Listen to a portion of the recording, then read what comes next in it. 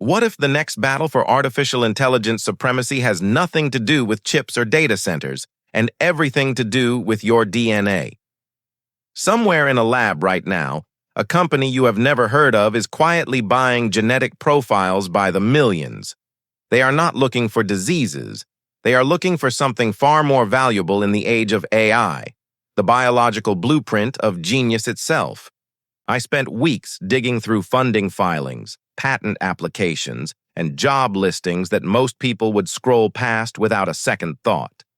What I found connects fertility clinics, genetic testing labs, and the biggest AI companies on the planet in ways that should genuinely alarm you. Before I show you the paper trail, hit that subscribe button, because what comes next will change how you think about the next decade of technology forever. And stay until the end, because the last part of this video is the piece nobody else is talking about.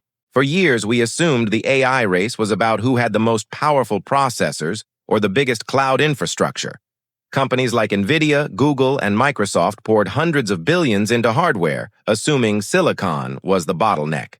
But by 2025, a strange pattern started emerging in Silicon Valley job postings and acquisition filings.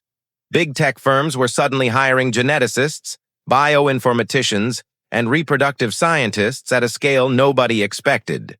Think about that for a second. Companies whose entire identity was built around silicon, code, and cloud servers were now quietly building biology divisions. Not health divisions in the traditional sense, but units focused specifically on cognition, learning speed, and long-term mental endurance. When a chip company starts hiring embryologists, that is not a coincidence. That is a strategy shift happening in plain sight. The logic behind this shift becomes obvious once you look at the numbers.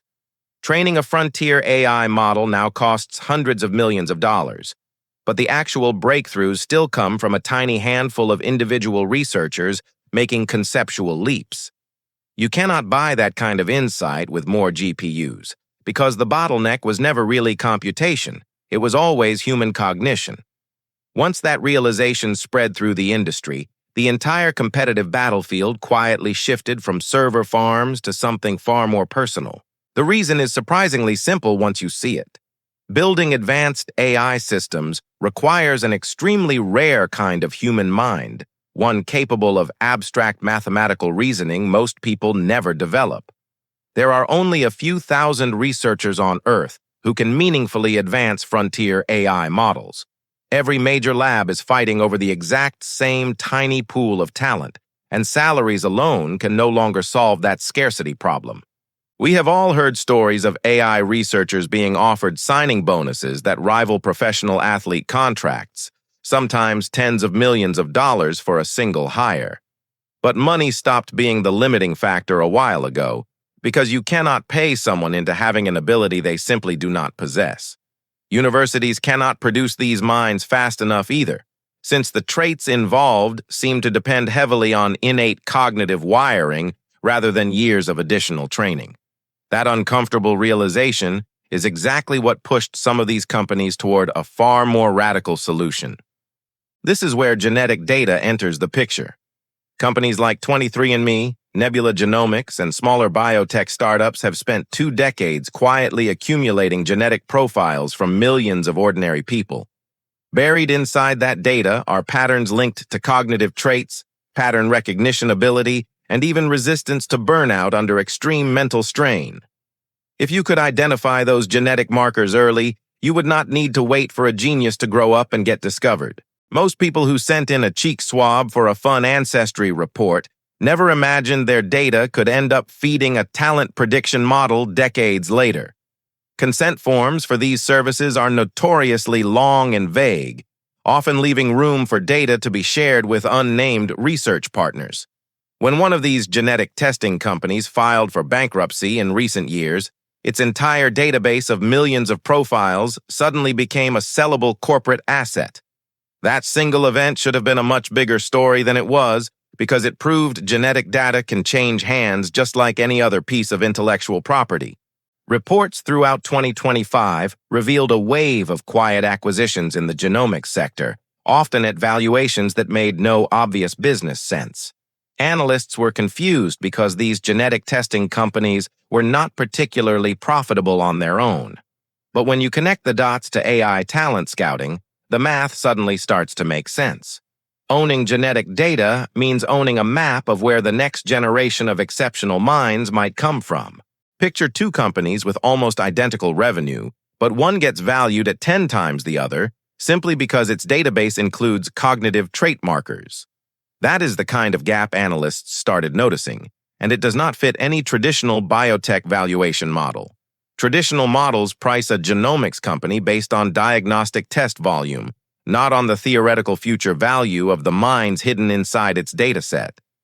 Once investors realized genetic data could be repurposed as talent intelligence, they started treating these acquisitions less like healthcare deals and more like strategic AI infrastructure purchases. One controversial startup, working closely with fertility clinics, began offering something called polygenic embryo screening. Officially, it was marketed as a way to reduce inherited disease risk for couples using IVF. Unofficially, insiders whispered that the same technology could rank embryos by predicted cognitive potential, including traits associated with mathematical and analytical reasoning.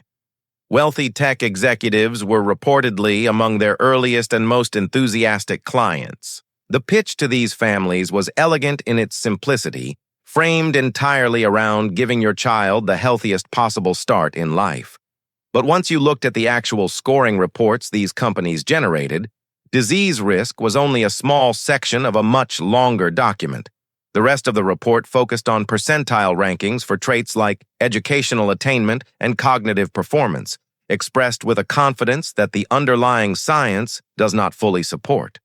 Critics inside the fertility industry began quietly raising concerns, warning that this technology was drifting far beyond its original medical purpose. What makes this even more striking is who was funding these fertility startups in the first place. Several rounds of investment traced back to venture funds with deep ties to major AI labs, not traditional healthcare investors. That detail alone should raise an eyebrow, because healthcare investors and AI investors rarely chase the same opportunities unless something bigger is connecting the two. In this case, the connecting thread appears to be a shared interest in identifying and eventually cultivating rare cognitive talent before it even has a chance to develop naturally. Here is where things get genuinely unsettling. If a handful of trillion-dollar companies gain early access to genetic predictors of exceptional intelligence, they are no longer just competing for existing talent. They are effectively trying to engineer the supply of future talent before that talent is even born. This is not science fiction anymore. The underlying genetic prediction technology already exists in research papers published years ago. Large-scale genome studies involving hundreds of thousands of participants have already identified statistical links between certain genetic variants and measures of educational achievement. Scientists are quick to point out these links are probabilistic and extremely modest on an individual level, explaining only a small fraction of the variation between people. But probabilistic does not mean useless, especially when you are screening millions of embryos or job candidates rather than making a decision about just one person. At that scale, even a small statistical edge becomes commercially meaningful, which is exactly the kind of advantage a trillion-dollar company is willing to chase. China entered this conversation aggressively as well, with state-backed genomics initiatives expanding rapidly through the mid-2020s. Beijing has poured resources into large-scale genetic sequencing projects, officially framed around public health and agriculture. But defense and technology analysts have pointed out that the same infrastructure could just as easily be repurposed to identify cognitive talent at a national scale.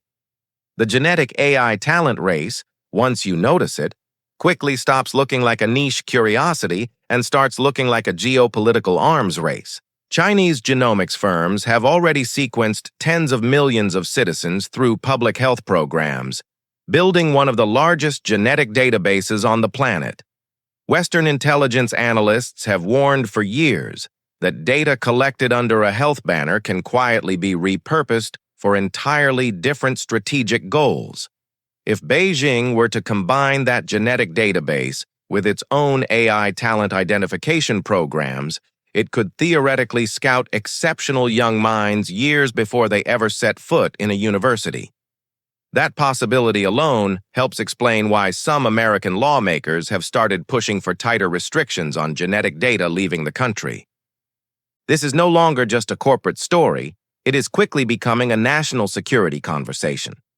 Whoever builds the most effective system for identifying future AI talent gains a multi-decade head start over every rival nation. Unlike a chip export ban, you cannot simply restrict biology, since genetic data can be collected quietly through routine medical testing almost anywhere in the world. That is precisely why some experts believe genetic data may become the most fiercely contested resource of the next decade, more sensitive than oil ever was. By 2027, projections suggest the market for cognitive genetic screening could reach tens of billions of dollars annually. Venture capital firms tied to major AI labs have reportedly funneled early-stage funding into at least a dozen genomic startups since 2024. These are not health companies in the traditional sense. They are described internally as long-term human capital pipelines. Employees at some of these firms have described their work using language usually reserved for AI training data, treating human genetic profiles almost like a dataset to be optimized. Internal job listings from some of these startups describe roles involving genomic feature engineering and predictive scoring models, language pulled almost directly from machine learning terminology. That is a telling sign, because it shows these companies think about human genetics the exact same way an AI engineer thinks about training data, as something to be labeled, scored, and optimized. Former employees describe internal dashboards that rank entire family lineages by predicted cognitive potential across future generations. If that sounds more like a science fiction plotline than a modern startup pitch deck, that is exactly the reaction most people have the first time they hear it. Ethicists have raised alarm bells about where this trajectory leads. Genetic screening for intelligence assumes we can cleanly separate nature from environment, when in reality, the science remains far messier than marketing materials suggest. There is also the deeply uncomfortable question of access, since these technologies are currently only affordable to extremely wealthy families and corporations. A future where cognitive advantage becomes something you can purchase before birth raises questions society has barely begun to confront. Bioethicists point out that we already tried a version of this idea a century ago under a much darker name, and it did not end well for humanity. The language has changed from eugenics to genetic optimization, but the underlying assumption remains the same, that some genetic combinations are simply worth more than others. Regulatory bodies in most countries have not updated their laws fast enough to keep pace with what these companies are already quietly doing.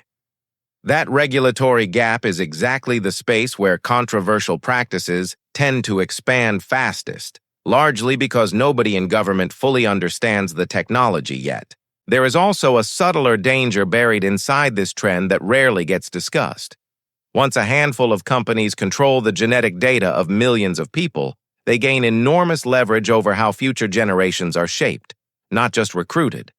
That kind of concentrated power over human biology has never existed in corporate hands before, and history offers very few reassuring examples of concentrated power being used responsibly. The fact that this is happening quietly, without much public debate, is arguably the most concerning part of the entire story. Some researchers argue this is simply the natural evolution of talent scouting, no different from scholarship programs or elite university admissions. They point out that identifying potential early has always been part of human progress, from music prodigies to chess champions. The difference now is scale and precision, powered by genetic data that reveals patterns no talent scout could ever detect. Whether that difference matters morally is a debate that is only just beginning. Supporters of this technology also argue it could genuinely benefit humanity by helping identify future scientists, doctors, and engineers who might otherwise be overlooked. In theory, a poor child with rare genetic potential for mathematical reasoning could be identified and supported long before an elite school ever discovers them. That version of the story sounds almost hopeful, and it is not entirely unreasonable to imagine positive uses for this kind of prediction. The real question is whether the companies currently building this technology are actually motivated by that kind of broad social good, or by something far more narrow and profit-driven. History gives us reason for caution here, since powerful new technologies rarely stay limited to their most generous possible use case.